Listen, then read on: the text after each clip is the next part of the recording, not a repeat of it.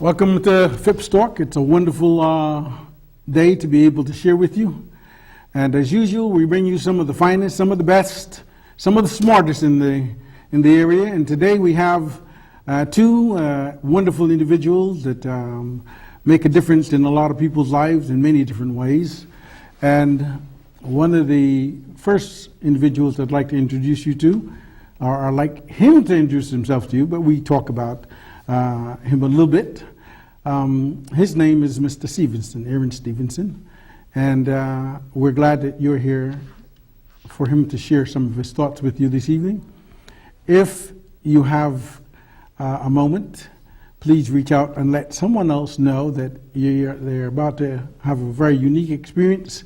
You're about to have a unique experience, and we hope that you will encourage them to share that unique experience with you, because Mr. Stephenson has lots of wonderful things to share. He's been a part of the greater Boston area community for many years, and I'm going to let him share with you better than I can his skills, talents, and abilities that he will tell you about as he uses those to serve community. Mr. Stephenson. Oh man, that was an impressive introduction. Welcome, my friend. Well, thank you very much. So, I know the way that I like to sort of have the program roll is I like my guests to talk to my audience about themselves, because I believe you know more about you than I do.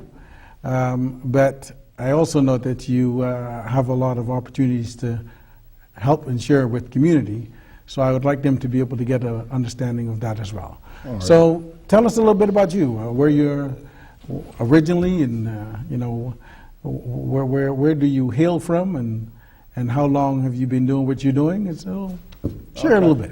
So you like the executive bio? Yeah, executive. You know, it would take an executive to think like that. Okay. Go ahead, my friend. I'll give it to you short and sweet, because I want to spend some time. I know we're crunched for time. Yeah. So, as you already know, I've been in the mortgage industry since 1997. Yes. So, and that's both real estate and mortgage. I did that for about 20 years. 20 years. In residential and retail. I ran up my own operation for about 8 years. I also have an MBA from Suffolk University. Pretty impressive. Pretty impressive, my friend. I know Suffolk is one of the finest schools in the country, and rates highly, especially in the law department. So. Yeah, if you want to be a lawyer, it's the right school to go to, especially in this town. Lawyers and money go together, you know what I mean? So that works. Especially in this town. But for overall, I've got over 25 years experience in both mortgage and real estate. Mm-hmm. And in the last 5 years, I've been spending a lot of time on the commercial side, mm-hmm. Which is going to lead an intro into what we've been talking about. Mm-hmm. I've also had an equity interest in a construction company for a couple of years. Mm-hmm. You know, I'm your successor at NARAB, yes. So I'm the new RVP for NARAB. Yeah. And when we had the conversation... Big shoes to fill. Oh, absolutely. At least that's what they say at the convention. But I came here because we were having a discussion in regards to this particular program, mm-hmm. and only because of my experience as a small business owner, mm-hmm. That I know that the challenges, and this is not exclusive just to community-based, this is really for small businesses. The challenge of it is, especially as a startup and a small business, trying to make payroll, manage your cash flow, and getting that phrase, access to capital. Mm-hmm. We hear that thrown a lot around in this town, and usually at the end of the day, there's really nothing there substantive. This particular, there are two programs here that we'll get into, and I'll let you lead into that, mm-hmm. That I think that can fill that gap, especially for millennials and young entrepreneurs who want to be able to leverage their personal credit to be able to start building an actual cash flow for their business and a startup. Mm-hmm. Well, you know, money is always an essential part of any equation, whether it's business or normal life. Fair enough. In many cases, there's a shortage of it, yeah. in most areas. So if you bring the ability to throw some juice, as okay. put some juice in the blender, and then we're good to go. Fair enough. So fair enough. tell me a little bit about the company, the programs. Okay, it's a consulting firm that I run, CB Eland Business Solutions. Okay. We were not prepared to launch until in January, but I've been privately consulting. Okay. But since you had asked about it and you wanted to discuss it, I just briefly summarized it in two parts. For the most part, if you are a small business doing less than $4 million annually in sales, you would not be able to get access to certain commercial lines without personal guarantee. Yes. So you have to either start doing sales, anything above that, there's ways that you can get access to funding without having to give a personal guarantee. The most challenging thing for most small businesses is how can you build credit for your company so that you can get to that stage. And what these programs do is allow for the consumer, the business owner, to leverage their personal credit to be able to get access for their business credit, but have that business credit build on its own so they can continue to gain access to business credit without having to give that personal guarantee. So this is your platform. So I would like you to just take a moment, because Sure. I know in many cases that we've consulted with small businesses, the owners had already given personal guarantees on, Been there. and that can be challenging, crippling. I'd like you to talk a little bit more about personal guarantees, what Okay. they mean, and how they can adversely affect your business as a small business owner. For the most part, most small businesses start out using their personal credit cards to be able to fund certain expenses. These business cards allow you to do is to use your personal credit. And just to digress for a moment in regards to how that works. If I have a $10,000 line, I use 50% of that, it automatically impacts my score. So if I was at a 750 credit score and I'm using, as you know in business, you tend to max out your cards, and then at the end of the month, as the invoices come in, you begin to pay down. But what that does negatively, and it happens to everyone who starts out that way, leveraging their personal credit, your credit score fluctuates.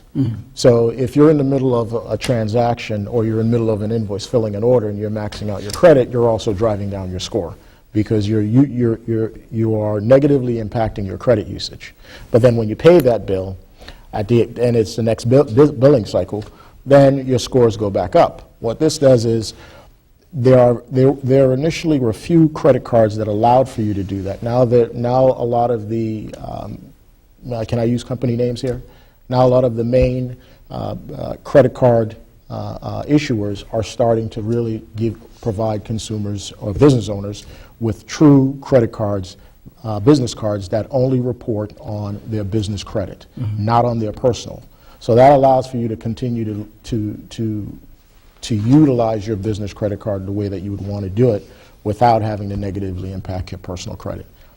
There is one particular card that offers a business card that I do know of that's not the case, unless they've changed their policy in the last year.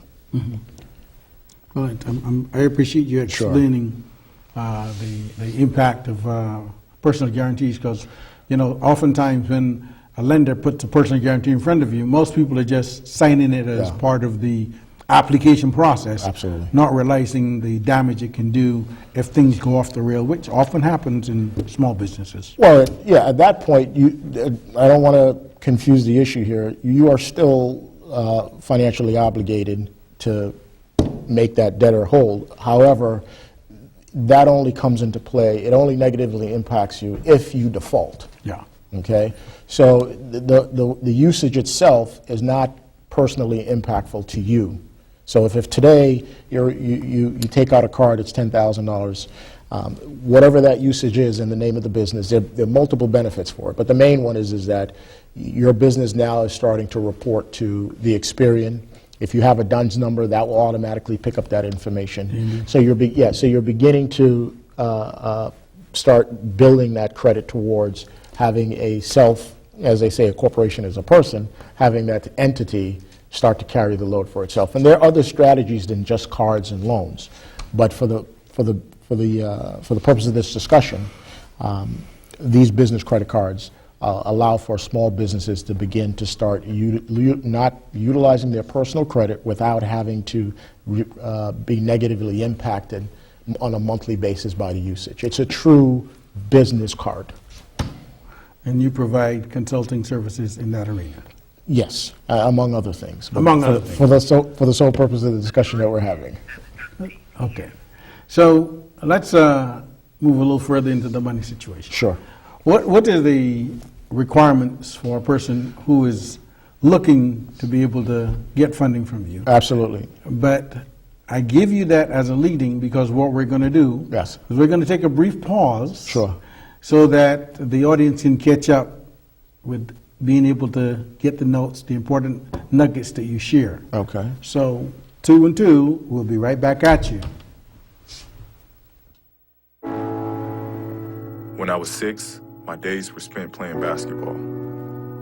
When I was 6, my dream was to make it to the NBA. When I was 6, my mom had a stroke. I'm Paul George, and I want you to spot a stroke fast. F, face drooping. A, arm weakness. S, speech difficulty. T, time to call 9.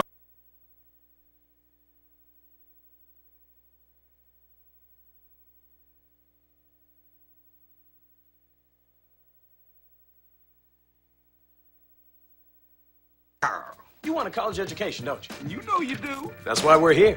We're free and here to guide you through every step of the way, starting with attendance. Gary, financial aid forms.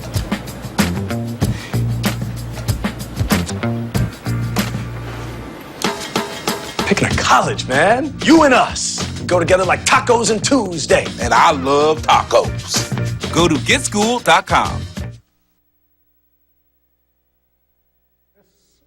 More exciting things coming from the awesome Mr.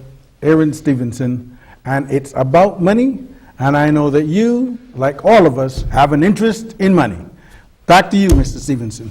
Let's talk about how folks can get access to money, especially for small businesses. Okay. Well, one of the things that we're doing while I have our design team work on our site we're going to launch in January. Yeah. They can reach it through the email, which I've already provided you. Okay. And once they send a request in, we'll then respond to them, and we can get into a discussion about what the program is. But basically, what they should know, the basics are, it requires a minimum credit score of 700. It requires a minimum annual income reporting on their tax returns of 40,000. And there is no requirement for whether they started the business today or they've been in business 2 to 3 years.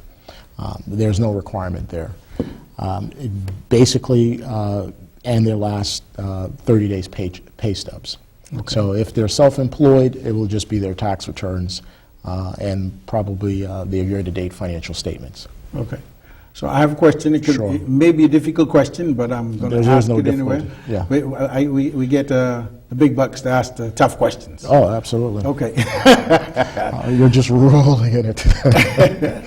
So now, in most communities, yes, or among people of color, let me put it that way, whether it's Asian, Indian, Hispanic, sure, African American, sure. The average FICO is about I'd say 615, 620 in that neighborhood. So when and there are many small business owners operating businesses within that ballpark. Yeah.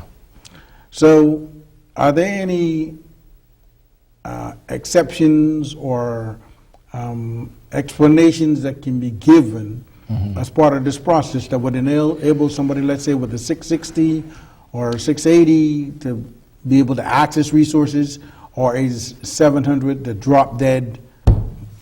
700 is the drop dead. Red line in the sand. It's the drop dead red line in the sand. Okay. However, to answer the questions for individuals with lesser credit scores, oftentimes, and this is not exclusive to minority communities, it's just across the board what it is in terms of credit scores. The beauty of what we have now in technology, everyone has the ability to go on to any one of the major credit bureaus and access a report and a detailed report, and they would want to pull a FICO report. I know there are other suggestions about going to these different free sites. Those are consumer reports. Those are what I refer to as feel-good reports. What you need to really look at, what you really need to look at is you have to make that initial investment and get your Experian, not promoting Experian, but get an Experian credit report. Okay. That gives you a definitive look at what underwriters and lenders look at. Okay. And then you can, there are a bunch of different companies out there that they can contact for consulting on how to go through and deal with those issues. Some can be settled out and be removed. There are agencies that are legitimate in doing that. I think you have some resources to that you could probably help the consumers with, that they consider. There are things that can be done that can improve and move the pendulum in the credit score for them to meet that. Okay.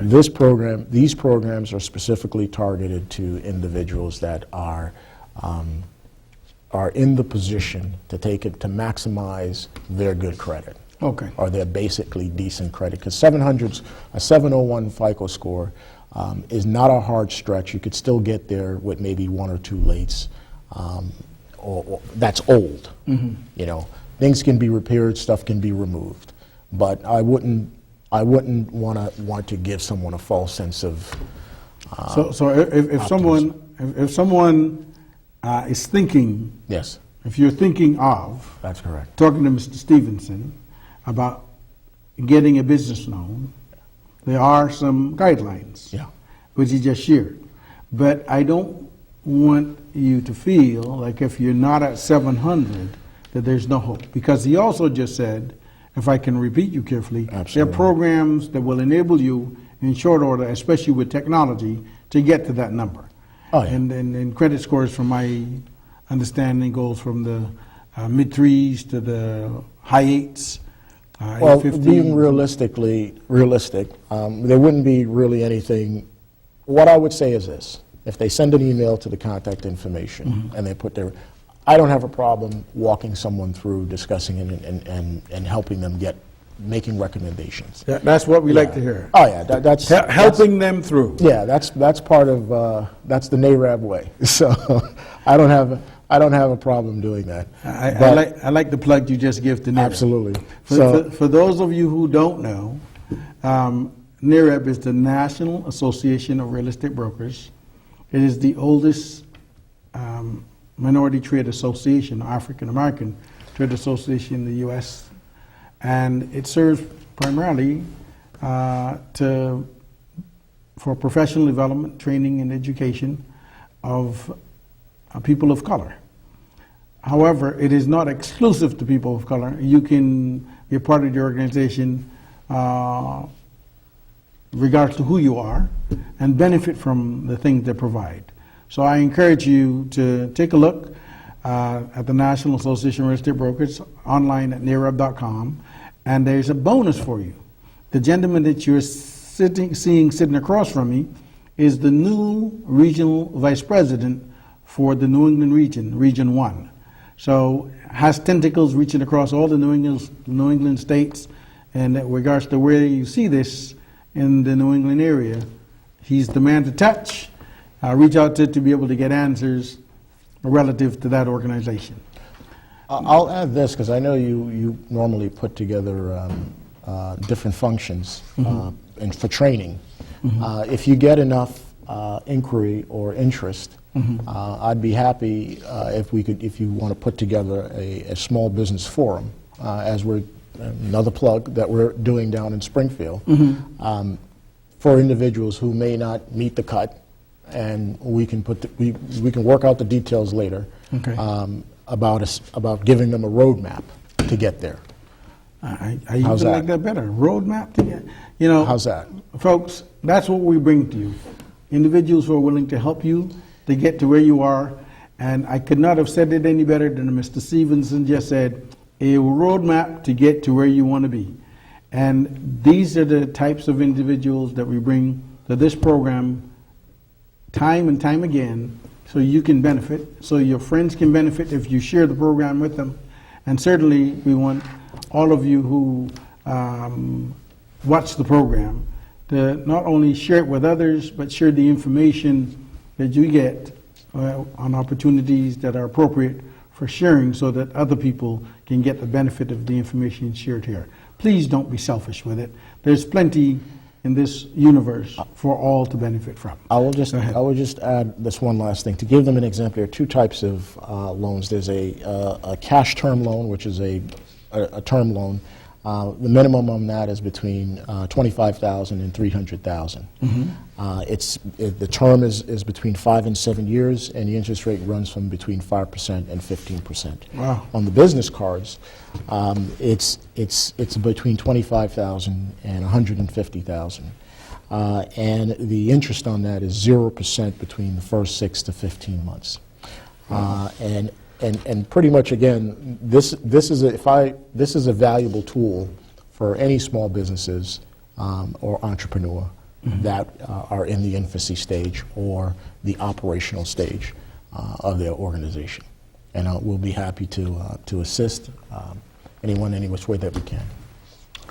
Mr. Stephenson, I enough. appreciate you sharing the programs that you offer to help small businesses, the encouragement to improve in the credit arena, because it's a big part of whatever we do. And I know, based on previous experience, that it impacts pretty much every corner of our lives, whether it's insurance. Oh, absolutely. So to be able to bring that information to the fore and be able to offer people a roadmap to be able to resolve some of those issues, I'm sure many people can benefit from. I may have to coin that phrase, because I think that would be a good program for NAREB. Another plug. Well, tell me a little bit, what are your thoughts now that you're leading that organization? What are some of the things you'd like to do with the organization as you further develop it in the New England area?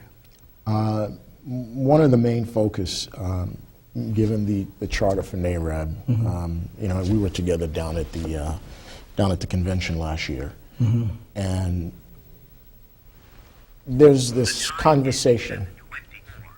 There's this continual conversation about access to capital and reinvesting in communities, the whole community development conversation. And what's always, in my opinion, when I've looked at a lot of these reports and I see some of the suggestions, what's constantly missing from that is a true business platform, at least in my humble opinion. And where I see NAREB can be vital, especially in this region, and one of the reasons why a lot of the work that I've been doing have not been put out publicly yet, is because we want to finalize certain proposals where we're not looking to ask the questions, we're delivering the roadmap to what we want to accomplish.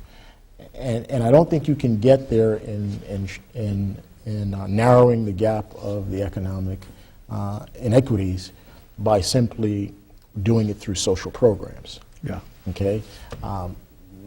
I've never, one of the things we did when I was in grad school is that we would do case analysis, and you would look at what they refer to as best practices.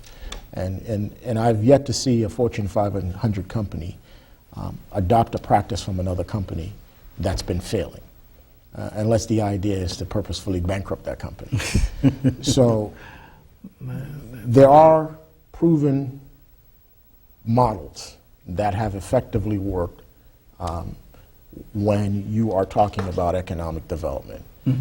And those models play over time and time again through gentrification. So to not recognize what works and continue to push a social economic model, you're going to end up with the same results. So my goal with NAREB is to, which we talked about, the business forum, is to create a business-oriented platform very similar to what any first year graduate business student would study in regards to how do you move more, and I hate the term minorities, but I'll use it for lack of choice of a better one, more minorities into business space, because that's the economic engine. Small businesses drive, it's about 57%, since I saw the last SBA report, they make up 57% of the economy. Now, that's depend what you would qualify as what is a small business. The way that the SBA qualify those, it's a little different. But the idea is that small businesses drive communities. End of story. So my focus with NARAB is to make sure we have a platform that focuses on real advantages for small businesses, identify the ones that will succeed, put things in place, both through legislation, development opportunities. We talk about this stuff all the time, to make sure that we have a focused agenda that is not only exclusive to Massachusetts, but that can be duplicated in the region. Mr. Stephenson, I certainly appreciate your coming in and sharing that information with us this evening. You're welcome. I'm looking forward to the implementation of the program and the results as it changes the faces of communities economically. Absolutely. And I'll support anything that will help others to do better. Fair enough. Again, thanks for coming in this Oh, evening. thanks for having me. Again, we have more for you. Stay with us. 2 and 2. We'll be right back at you.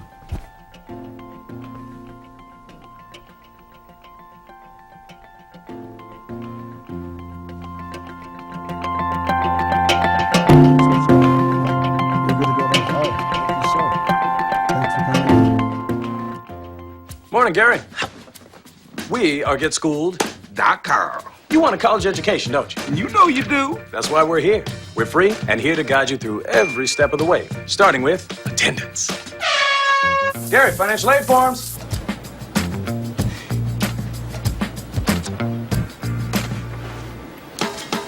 Picking a college, man. You and us. Go together like tacos and Tuesday. And I love tacos.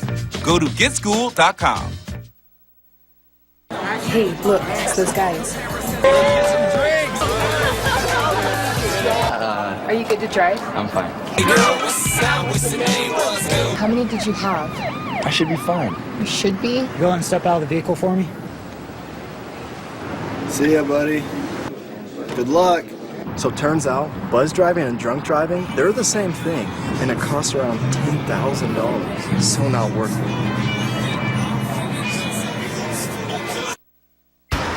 Look at you. You're at the top of your game. At work or at play, you're unstoppable. Nothing can throw you off track. Oh, hey. She's cute. Nice going, man. Things are going great for you. You've earned a night out. Good drinks, good friends. Yeah, we can go ahead and call this a good night. Wait, is that your car? Uh-oh. Not smart. Yeah, I saw that coming. Say goodbye to her. Ouch, that'll hurt your bank account.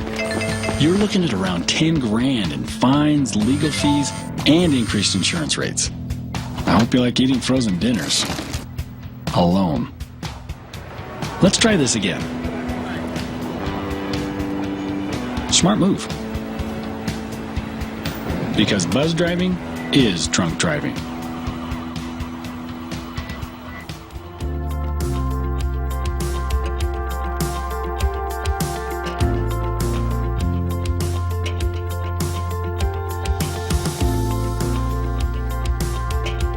And the young lady with us for the rest of the program is a young lady that serves community well, connected, looking to do some healthy stuff for all of us. There are many challenges that we face based on the ingestion of the foods and drinks, and as health organizations and researchers discover things, there are individuals like this wonderful young lady on my left, Denise Omard, that's working to change that. Welcome to the program, Denise. Thank you for having me. So for the next few minutes, we're going to talk to Mr. Omard about Cafe Juice Up. And Juice Up is one of the healthy alternatives in the neighborhood. And it's nice to know that instead of other institutions or other vendors that help to denigrate our health, that there are some of those now looking at ways to help us to stay healthy. Without any further ado, Denise, I'd like you to share with us a little bit about you and well, let's talk about you first, then we'll talk about the company. Okay, thank you. You and the company, then we'll talk about the product. Okay, thank you, Richard, for inviting me to your show tonight. You're welcome. My name is Denise Omad, and I'm from Antigua, small English Caribbean island. I migrated to Massachusetts in 1982, living in the Holbrook and Randolph area. Although I've only lived in Boston since 2006, I've had a presence in Mattapan since 1988. I owned real estate in Mattapan on Mattapan Street, 2 condominiums. Wow. Sold one, later transferred ownership to my daughter, who raised 3 kids at the same address and still owns the property today. Wow. Impressive. Thank you. So ever since arriving in the U.S., I've worked tirelessly to provide for my mother and my 2 daughters. My kindness is my warm heart and is one of my great virtues. And anybody visiting the juice bar will be able to see my exemplary work ethics and my caring demeanor. Hey, I just like the words, the way those words roll out. Thank you. Caring demeanor. That's a plus in our community. Go ahead. So that's about me. That's about Denise. Yes. Denise, it sounds wonderful. It sounds soft, caring.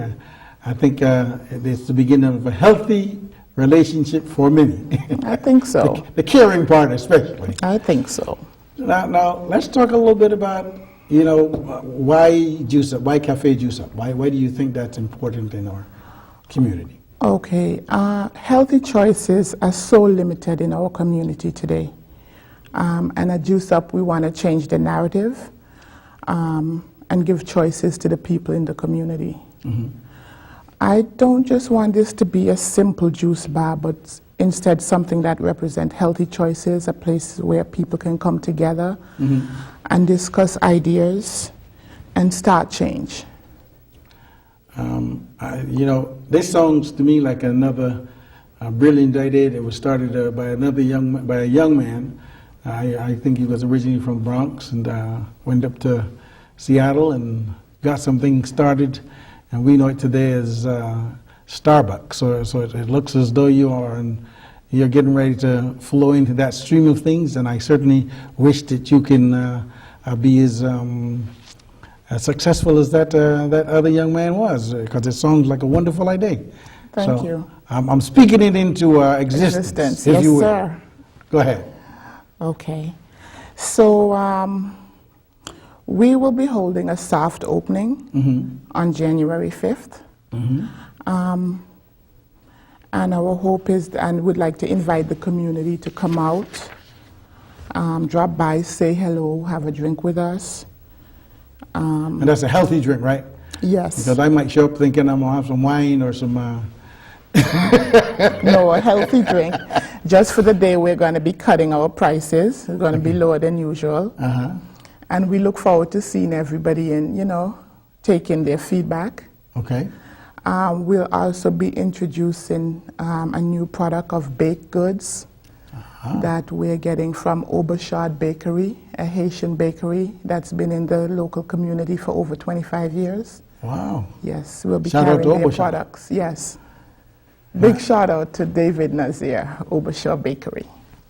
It would have been nice if you brought some of those treats. I'd be enjoying them right now as we talk. But, next time. Next time. Okay. And then when you come for the soft opening. I look forward to that. Yes, sir. Now that's in terms of the need for the product and service in the community.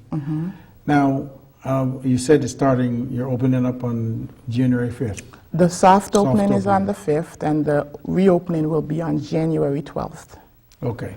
So when you say soft opening, that's introductory? Introductory, yes. Do you stay open, or after the 5th, you close till the 12th? We'll be closed till the 12th. Okay. Yes. Okay. We'll also be carrying coffee, soups, salads. So a quick question. And I'm trying to understand. So when you say soft opening, what is the difference between a soft opening and an opening, so to speak? The soft opening is to introduce ourselves and the products to the community. Okay. Yes. All Take right. people's feedback and recommendations, suggestion, take those things into consideration. People can leave That's a smart. comment. That's very smart to be able to Yes. get some feedback from community so that Yes. when you do your grand opening, everybody's On board. on board. Yes. Wonderful. Guys, I hope I'm paying close attention. I hope you are. I heard soft opening with half prices. That means almost, irresistible. And I heard good baked goods. Yes. So that's two goods in one statement. You can't go wrong with that. So I'm looking forward to seeing all of you there. And from what time to what time is the event? Did you set a time yet, or I didn't to be announced? set a time yet. It's to be announced. To be announced. Yes. Okay, and this will be. Is there a website where they can follow, or will there be a website that they can follow by then? We will put something on Facebook. On Facebook. Yeah, and I Okay. think it would probably be in the afternoon. In the afternoon. Yes. Okay, give you time to get off work. See, I'm in this with you. Yes. Give you time to get off work, you relax, and get to what's the address? 1290 Blue Hill Avenue, Mattapan, Massachusetts. 1290 Blue Hill Avenue, Mattapan, Mass. That, again, is a good indication. Now you know where it is, or pretty much when it is, evening of January 5th. And I'm certainly looking forward to, now I'll know how much you appreciate what we share if I see you at that event being able to share what you learn here with others and have them share with you for being there their creative health food products that will keep you looking younger and getting smarter over time. Now, don't sue me now or attempt to sue me for false, false advertising. It won't affect everybody the same way, but hopefully it works for you. Now, we talked about the where and the when, and we talked about the why. Now, how do you see this whole process unfolding over time? And I know that at some point in time you had the mayor's interest, and how has the community or city or any given support to your business?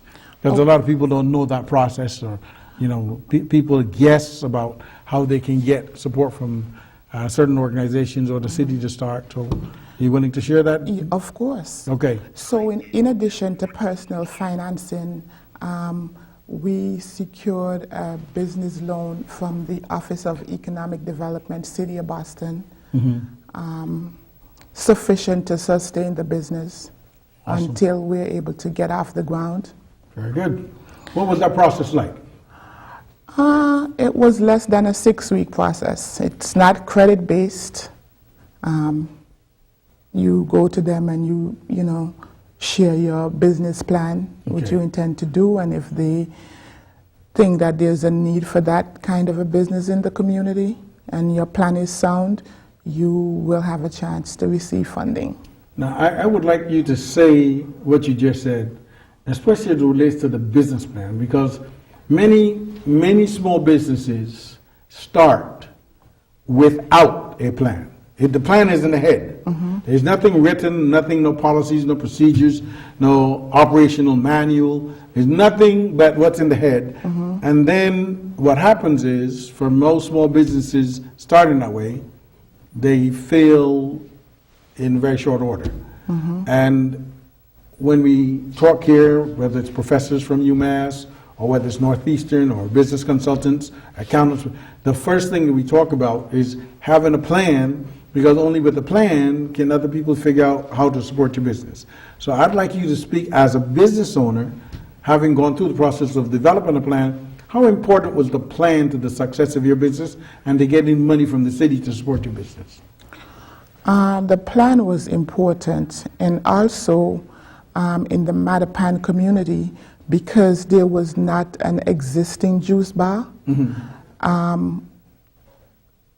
we were able to show that that would be a direct benefit Okay. Healthy eating choices would be a direct benefit to members of the community.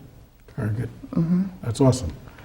You don't think of these things as, you see a shop pop up or salon or something, and you say, well, was it really needed?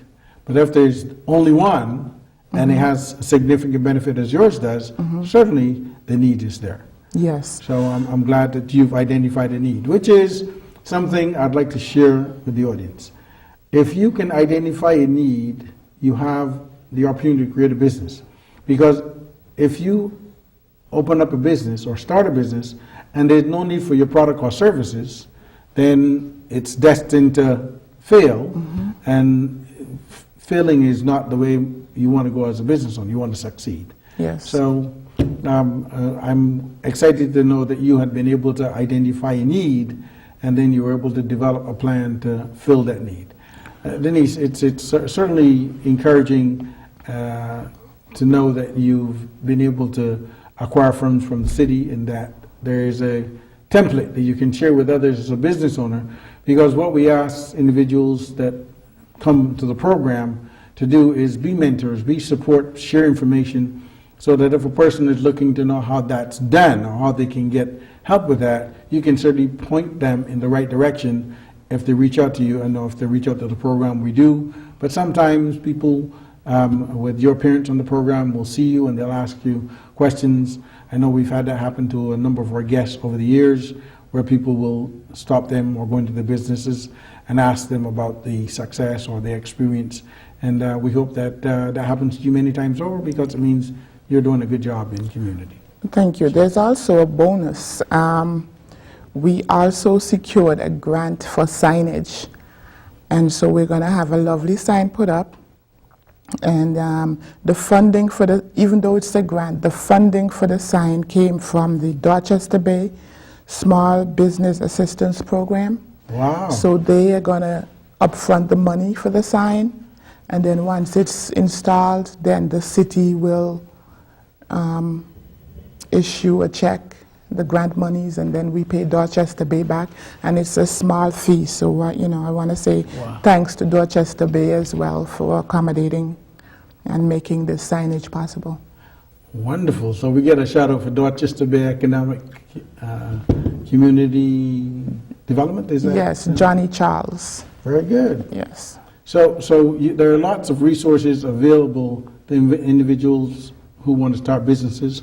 Yes. The process is just developing a plan and then looking for the resources. And there are many ways to access those resources. There's business consultants that do that, but you can also talk to business owners if there is one in the discipline you expect to start. Now, I'm not going to suggest that you go to a neighbor in the business community and inquire to compete with them. I don't think that's smart, and I don't think it would be smart of them to share information if you're competing with them in the same space and neighborhood. But certainly if you have an idea that will help a community in a space where there's only one, or you will be the first, then all of that makes sense. But in many cases, business owners are not likely to give you information to compete in the same space. Be wise about that. Be smart as you look for information and resources and look to develop your plan. We're going to come back and we're going to sort of talk a little bit more about the plan and what you expect going forward from Cafe Juice Up at 1290 Blue Hill Avenue in Mattapan, and then we'll sort of look to encourage people to participate some more. Thank you. Stay with us. We'll be back with more from Denise Omard. Cafe Juice Up 2 and 2. We'll be back at you.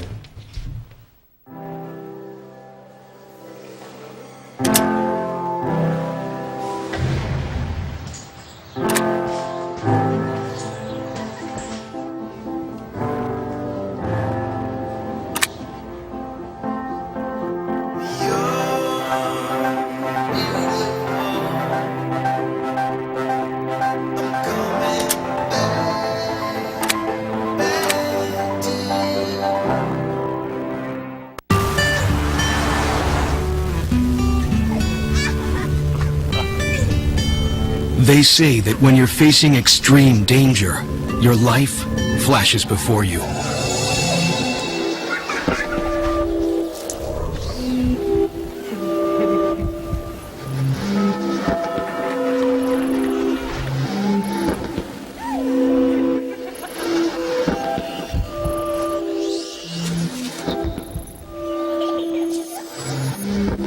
If you think that's sad, consider facing it before you even have enough life to flash before your eyes. Car crashes are a leading killer of children 1 to 13. Deaths and injuries can be prevented by using the right car seat. Visit safercar.gov/the right seat to know what is appropriate for each age and size.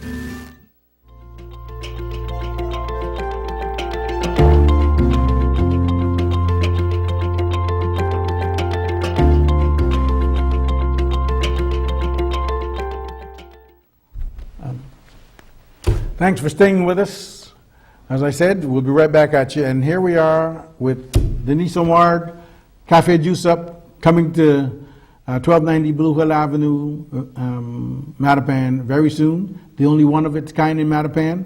You know, I always like one of a kind. I always like the uniqueness of a one of a kind. So I'm really elated about the Cafe Juice Up coming to Mattapan. And let's talk more about what's going to happen, what's the benefits to the folks in Mattapan. Now, besides the presence of Juice Up, what can it do for them? What will it do for them? You know, let's talk about your source. You know, you said everything is natural. Let's talk about some sources and, you know, just let folks know this process and why it's good for them. Okay. So to begin, we purchase our goods at the Boston Produce Market and Restaurant Depot. Okay. And we bring the freshest and the best. Yes, that sounds good. Yes, and they can stop by and have some natural juices, beets, carrot, ginger, greens as well, kale, spinach, cucumbers. We juice everything. Now, what are you going to do when people start living to 120, 130, 150 years old with all this good stuff? Now, I don't know if that's going to happen, but I don't know either. I'll just start showing up on a regular basis. See how long. Now, it's all natural. Yes, we got that, and all natural is, of course, very beneficial. You know, I've heard some individuals debate whether all natural or preserved, and I've heard the health specialists say the preservatives that are in most of the foods is what's creating ill health for most people. So I think there's a significant benefit if you go all natural. To me. Would you agree with that? I agree with that. Now, as people look to, how does taste? How do you affect taste with all natural products, since you're not blending sugar or any of those things that will sort of, or do you? Well, we do use honey in the products, and we also use mostly honey. Yeah. Mostly honey. Okay. Now there are people who would say, okay, I'm vegetarian, and that sounds like a good fit. And I know there's another one, a vegan, sounds like a good fit. Now the people that sort of enjoy everything, is it likely that they'll also be able to enjoy the beverages you create, and why do you think they'll be able to enjoy them? What will make them enjoyable? Yes, they will be able to enjoy those beverages because they're tasty and healthy. Tasty and healthy. I like that combination. I'll be testing all this now. Of course. I've been looking to drop a few ounces, you know, a few. I'd say. So if I start visiting you often, I expect to see some good results. Yes. And I know I will. Now, in terms of the location, you said that you're the only one. So when you were just developing your business plan, is that something you discovered that you were the only one, or is that something you were looking to do anyway, and it just so happens that you're the only one? It's something that I recognize that there was a need for in the community, that it was just not there. Okay. Yeah. Now, have you had requests from individuals for specific items? Do you custom make anything? Is it upon demand? Do you have specific beverages on the menu that people can order from, or can I come and tell you what I want and you put it together? Both. Both. Yes. Well, Denise, I certainly appreciate you coming in today and sharing information about Cafe Juice Up and what it will do for the community, letting us know when it will be open on January 5th for the soft opening, and that you will really be ready for big business on January 12th. Yes, so thank they you. should come out on the 5th and enjoy the samples. And I'm looking forward to, if I'm not there on the 5th, but being there on the 12th, I will definitely be there. And I look forward to all the wonderful things that Cafe Juice Up will be doing for our community moving forward. Thank you. Thanks for coming in. Thanks for sharing your business. Thanks for informing others about the need for a business plan. And friends, that is critical, and I want to share that with you. If you're going to have a business in the community, you need a plan, and you can get lots of assistance with business plans in many ways, but you do need a plan. And I'll continue to monitor and see how Juice Up continues to grow from the start, from infancy, and certainly as the opportunity arises, we'll have you back to talk about the success of Juice Up in the community and how our good citizens are benefiting from the process. Thank you. You heard it here. Cafe Juice Up coming your way soon. We want you to contemplate what that will do for you and your family, what it will do for your community, and we want you to certainly participate in a meaningful way, for you and your family to benefit from the opportunity and from the organization's presence. Without any further ado, we'll see you next time right here at Phipps Talk. Until then, have a safe holiday. Enjoy family and friends. We'll talk to you next time.